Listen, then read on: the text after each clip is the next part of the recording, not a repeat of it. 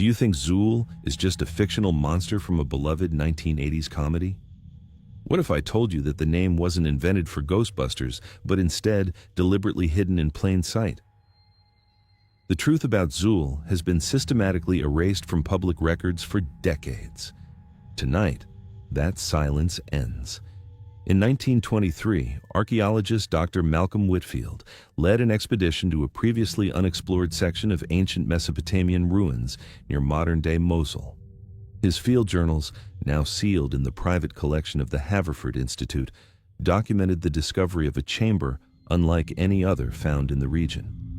The walls were covered not with the expected cuneiform writing, but with pictographs depicting what Whitfield described as a crouching quadrupedal entity with an elongated snout and prominent horns.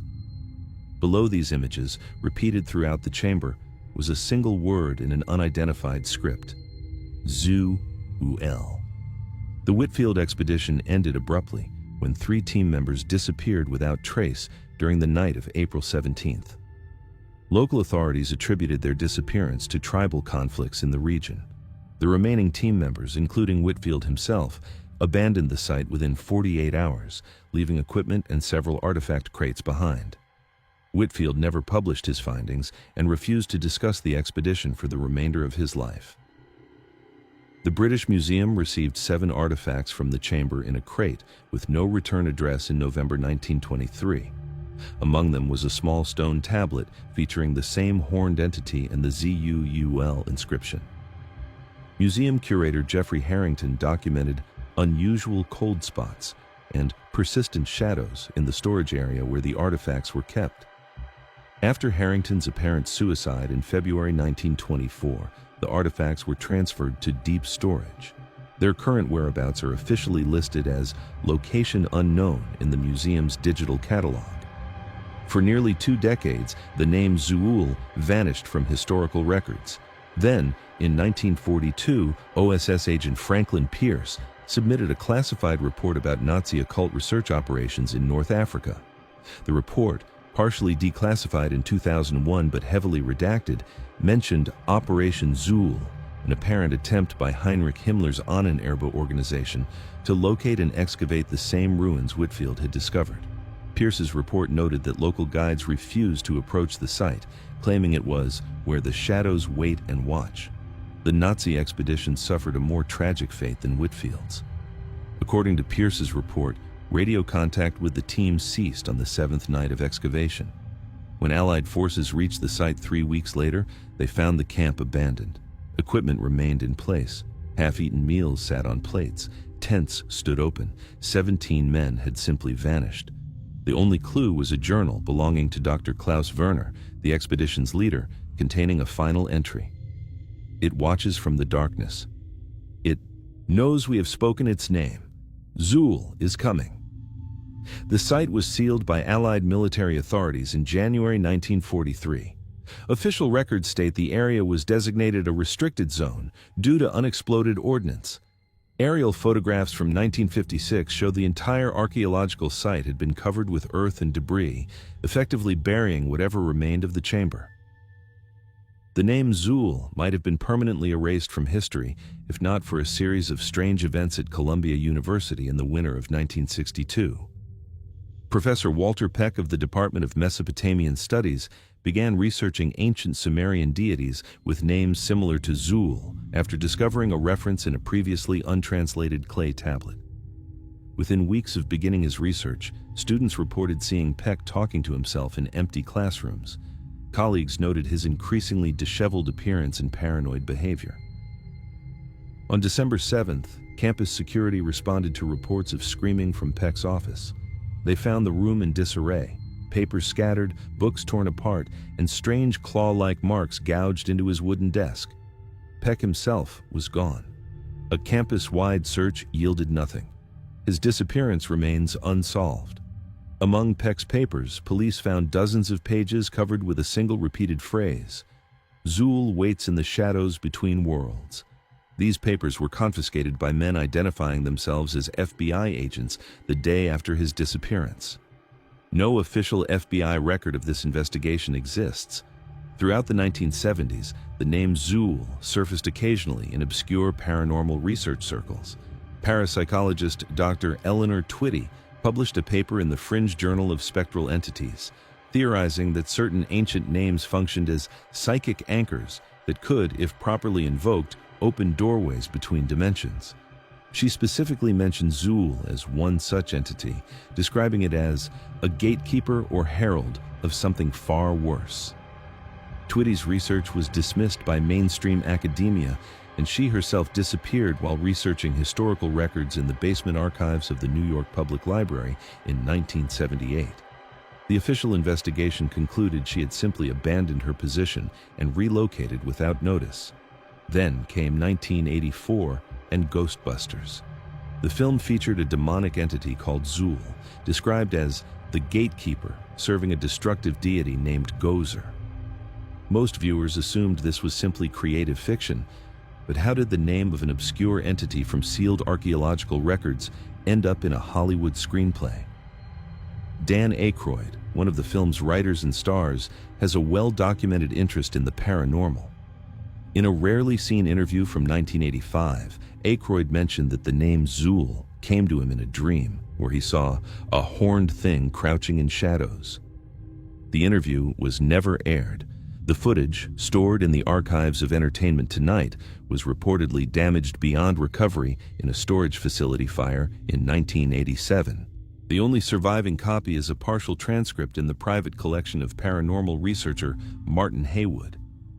Following the film's release, something strange happened. References to Zuul in academic papers and historical records began to disappear. Digital database entries were altered, physical documents were removed from archives, or had pages mysteriously go missing. By the early 1990s, nearly every pre-1984 reference to Zuul had vanished from public access, leaving the film as the apparent origin of the name.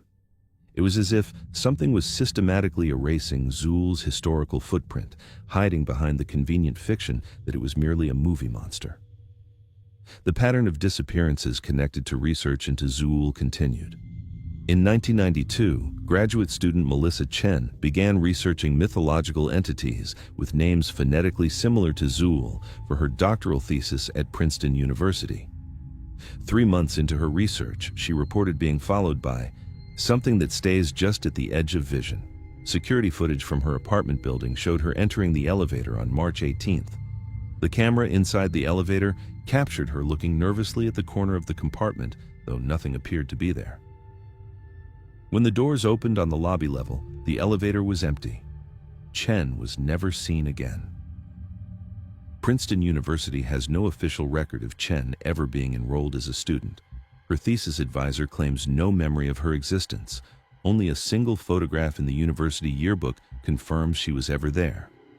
Between 1994 and 2007, 17 separate individuals across 12 countries began independent research into the historical origins of Zuul.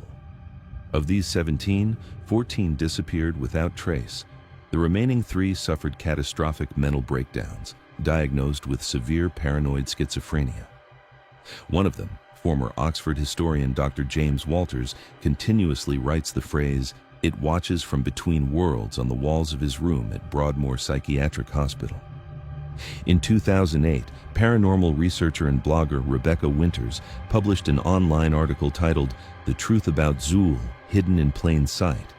The article compiled historical references to the entity and suggested that the name itself functioned as a kind of summoning. The blog post was online for less than 7 hours before the entire site crashed.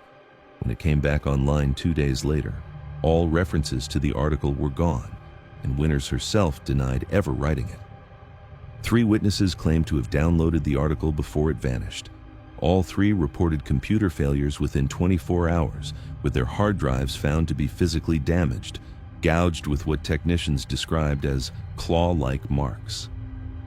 One witness, speaking on condition of anonymity, described seeing a hunched shadow reflected in their monitor while reading the saved article, though nothing was behind them when they turned to look. The pattern is unmistakable. The name Zuul appears throughout history, always connected to shadows, watching, waiting, and disappearance. Those who research it vanish, Those who speak its name attract attention, attention from something that remains just out of sight. Records are altered or destroyed. History is rewritten. The truth is hidden behind a convenient fiction, just a monster in a movie. But the evidence remains for those brave enough or foolish enough to look. Fragments of Whitfield's journal survive in private collections. Photographs of the Nazi expedition site show strange shadows that don't correspond to any physical objects. Audio recordings of Walter Peck's final lecture capture unexplained whispers when played at high volume. And scattered throughout the world are artifacts bearing the inscription Zuul, carefully misfiled and mislabeled in museum storage facilities. The most disturbing development came in 2013 when urban exploration videos began appearing online, showing what appeared to be the original chamber discovered by Whitfield in 1923. The videos, posted anonymously on obscure forums, showed narrow stone passages leading to a circular chamber with wall carvings matching Whitfield's descriptions. In each video, the camera would pan across the carvings before focusing on a dark corner of the chamber where nothing was visible except deeper shadow. At this point in each video, a whispered voice can be heard saying what sounds like, "Zuul sees you." Each video was followed by the disappearance of an urban explorer known to frequent the forums where they were posted. Authorities investigating these disappearances found no trace of the chamber shown in the videos, and digital forensics experts declared the footage likely fabricated. The videos themselves began to disappear from the internet, often along with entire user accounts and sometimes whole forums. In 2017, a Reddit user named HistoryHunter34 claimed to have accessed sealed British Museum storage records showing that the Zuul artifacts had been quietly transferred to a private collection in 1987. According to documents this user claimed to have seen, the transfer was authorized by a museum board member who resigned immediately afterward and died under mysterious circumstances 3 weeks later. The Reddit account was deleted within hours of making these claims, and no trace of the user's identity has been found. What makes the Zuul phenomenon so terrifying is not just the pattern of disappearances or the systematic erasure of evidence. It's the implication that speaking the name, researching the entity, or even becoming aware of its existence is enough to attract its attention. It's as if knowledge itself is the trigger, awareness the trap. Consider this. Before the 1984 film, knowledge of Zuul was limited to a small number of researchers and scholars who invariably disappeared or suffered mental breakdowns. The film then placed the name in the public consciousness, but stripped of its true context and history. Millions spoke the name, but without understanding or belief. Was this deliberate? A way to hide the truth in plain sight? Or something more insidious, a mass invocation of a name of power spoken by millions of unwitting people? Since 2020, reports have emerged of people experiencing strange phenomena after watching the original Ghostbusters film. These accounts, shared in obscure paranormal forums and quickly deleted, describe viewers noticing unexplained shadows in their peripheral vision following the scenes featuring Zuul. Some report hearing whispers when alone. Others describe waking to find claw-like scratches on their bedroom walls or floors. The most disturbing case involved a film studies class at an unnamed Midwestern university in 2022. According to anonymous sources, the entire class of 23 students disappeared after screening Ghostbusters as part of a course on 1980s cinema. Security footage showed them entering the lecture hall, but never leaving. When campus security entered the room 3 hours later, it was completely empty. The university denies this event ever occurred, and local news archives contain no record of such disappearances. Yet photographs circulating on certain encrypted messaging channels show an empty lecture hall with an unusual pattern of shadows stretching from the corners of the room, and what appear to be claw marks on several of the seats. The truth about Zuul has been systematically hidden for a century. Those who discover it vanish. Those who speak of it are silenced. Those who know of it are watched from the shadows. And now you know too. As you've read these words, have you noticed any unusual shadows in your peripheral vision? That slight movement just at the edge of your sight, was it there before? The subtle feeling of being observed. Is that new?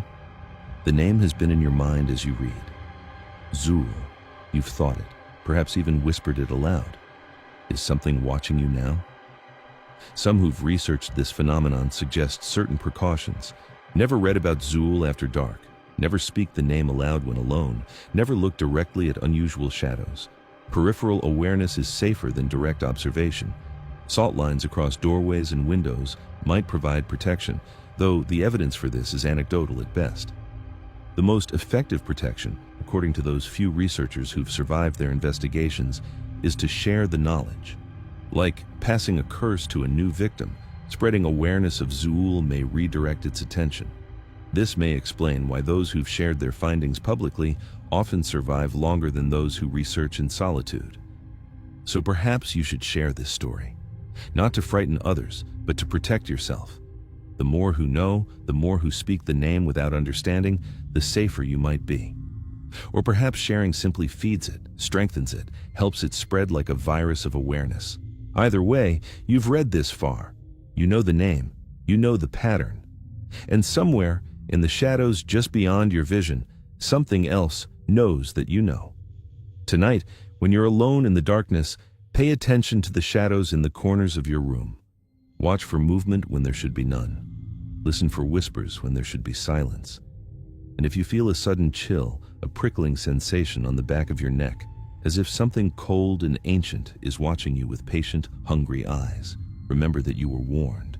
Zuul has been waiting for centuries, waiting in the shadows between worlds, waiting for someone to speak its name, to think its name, to fear its name, waiting for you. Do you hear that? That soft scratching sound like claws on wood or stone?